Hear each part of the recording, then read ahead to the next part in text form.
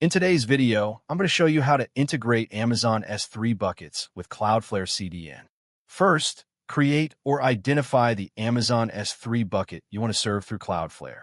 Next, make sure your bucket is accessible through a custom domain or an S3 website endpoint.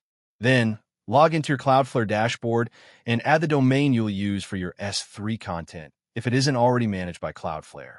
Navigate to the DNS section and create a DNS record that points your subdomain, such as cdn.yourdomain.com, to your S3 bucket endpoint.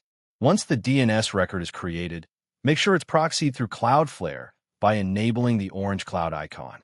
Cloudflare will now cache and deliver content from your S3 bucket through its global CDN network, helping reduce latency and improve performance. To test the setup, upload a file to your S3 bucket and access it through your Cloudflare-powered subdomain. And that's it. Thank you for watching this video. Please feel free to use the affiliate link in the description.